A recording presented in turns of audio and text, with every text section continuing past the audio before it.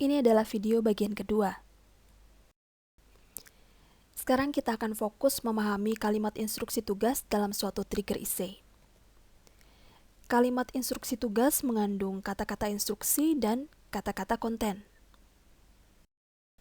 Kata-kata instruksi umumnya berupa kata kerja dan menjelaskan apa yang harus dilakukan oleh mahasiswa.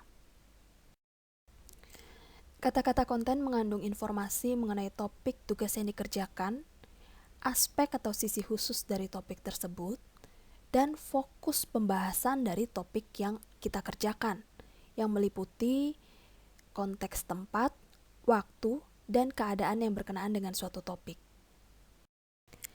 Ilustrasi sederhana dari suatu kalimat instruksi tugas adalah tiup balon atau pecahkan balon. Kata-kata instruksinya adalah tiup dan pecahkan, sementara kata-kata kontennya adalah balon. Kalimat instruksi yang lebih kompleks mengandung lebih banyak informasi mengenai kata-kata konten. Tiup balon warna merah. Instruksinya adalah tiup, sementara balon adalah kata-kata kontennya. Namun kalimat instruksi ini mengandung aspek khusus dari topik yang dikerjakan, yaitu warna merah. Yang artinya, jika Anda meniup balon warna hijau, maka itu tidak sesuai dengan kalimat instruksi tugas. Perhatikan lagi contoh berikut ini. Pecahkan sebanyak-banyaknya balon warna merah yang ada di panggung dalam waktu 1 menit. Kata-kata instruksinya adalah pecahkan sebanyak-banyaknya. Topiknya adalah balon. Aspek khusus dari topik itu adalah balon berwarna merah. Dan konteksnya adalah di panggung dalam waktu 1 menit. Jadi yang perlu Anda lakukan adalah pergilah ke panggung, carilah balon yang berwarna merah, lalu pecahkan sebanyak-banyaknya balon warna merah tersebut dalam rentang waktu 1 menit. Mudah ya memahami kalimat instruksi tugas? Kalau gitu kita akan lihat contoh di slide berikutnya. Sekarang cobalah membaca kalimat instruksi tugas berikut ini, lalu identifikasi yang mana yang merupakan kata-kata instruksi dan yang mana yang merupakan kata-kata konten dalam kalimat tersebut. Kalimat instruksi ini mengandung 2 kata instruksi. Jadi ada 2 instruksi yang diminta dalam kalimat ini. Yang pertama adalah berikan analisis, dan yang kedua adalah diskusikan. Sekarang kita lihat apa yang harus dianalisis dan apa yang harus didiskusikan pada trigger essay ini. Cobalah untuk mengidentifikasi kata-kata konten yang ada. Untuk instruksi pertama, kata-kata kontennya adalah faktor pendorong peningkatan obesitas di perkotaan. Sementara untuk instruksi yang kedua, pendekatan yang bisa dilakukan pemerintah untuk mengurangi prevalensi obesitas di negara berkembang. Jadi topiknya adalah peningkatan obesitas.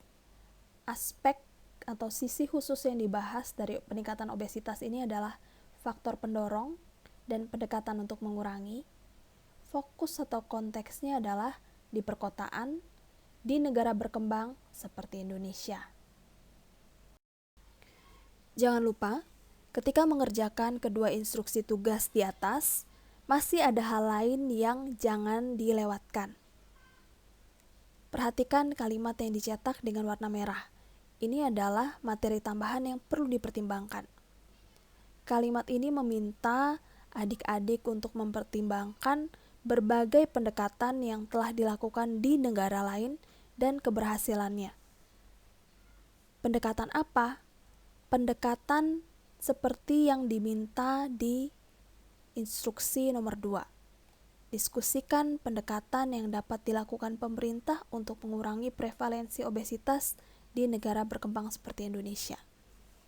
Nah, untuk menjawab instruksi ini, cobalah untuk mencari pendekatan-pendekatan apa yang sudah dilakukan di negara lain dan sejauh mana keberhasilannya. Pendekatan tersebut bisa adik-adik usulkan dalam essay yang ditulis. Jadi ada dua instruksi yang tadi sudah kita bahas dalam trigger IC yang menjadi contoh. Instruksi pertama dan ini instruksi yang kedua. Instruksi pertama meminta adik-adik untuk melakukan analisis terhadap faktor pendorong terjadi obesitas di konteks perkotaan. Sementara instruksi yang kedua meminta adik-adik untuk mendiskusikan pendekatan pemerintah untuk mengurangi obesitas dengan konteks di negara berkembang. Selanjutnya, bagaimana kita mengerjakan hal ini? Adik-adik harus paham apa yang dimaksud dengan melakukan analisis dan mendiskusikan. Kita akan melihat atau membahas berbagai jenis kata-kata instruksi dan maknanya. Kata-kata instruksi dapat diklasifikasikan menjadi 3 kelompok. Yang pertama adalah kata-kata yang meminta informasi, antara lain definisikan, jelaskan, ilustrasikan atau berikanlah ilustrasi, rangkumlah, atau buatlah ikhtisar. Klasifikasi yang kedua adalah kata-kata yang meminta kita untuk menunjukkan relasi antara dua hal yang sedang dibahas. Contohnya bandingkan, carilah perbedaan, atau tunjukkanlah hubungan antara A dan B. Yang ketiga adalah kata-kata instruksi yang meminta kita untuk melakukan interpretasi. Yang pertama adalah berikan analisis, berikan penilaian, buktikan atau berikan justifikasi, dan berikan evaluasi. Untuk memahami makna dari kata analyze atau analisis, bacalah berbagai definisi berikut ini. Setelah itu, simpulkan apa yang dimaksud dengan melakukan suatu analisis. Berikut ini merupakan berbagai definisi dari instruksi discuss atau diskusikan. Bacalah satu persatu, kemudian carilah kesamaan antara definisi satu dengan definisi yang lainnya, dan kemudian simpulkan apa yang dimaksud dengan diskusikan. Untuk setiap kata-kata instruksi tersebut, Anda dapat membaca maknanya pada file yang sudah saya sediakan di Spada blog keterampilan belajar. Silakan di-download untuk dipelajari. Kata instruksi analisis mengandung makna bahwa Anda diminta untuk menelaah secara detail, mengidentifikasi poin-poin penting dan ciri utama dari subjek yang dibahas, dan menentukan bagaimana masing-masing bagian membentuk atau berhubungan dengan keseluruhannya. Sedangkan untuk kata instruksi diskusikan, Anda diminta untuk memberikan kesimpulan setelah membahas isu atau topik atau pokok bahasan dari berbagai sudut pandang dan menjelaskan implikasinya. Kita kembali lagi ke slide ini. Jadi sekarang, bisakah adik-adik menjelaskan makna dari instruksi pertama dan instruksi kedua? Jadi untuk instruksi pertama, Anda diminta untuk mencari hal-hal yang dapat mendorong terjadinya peningkatan obesitas di perkotaan. Dari daftar yang ditemukan, lakukanlah pengelompokan berdasarkan ciri utama dari masing-masing faktor tersebut. Setelah itu, cobalah untuk menjelaskan bagaimana atau mengapa faktor tersebut bisa berkontribusi meningkatkan obesitas. Serta jelaskan pula hubungan antar faktor.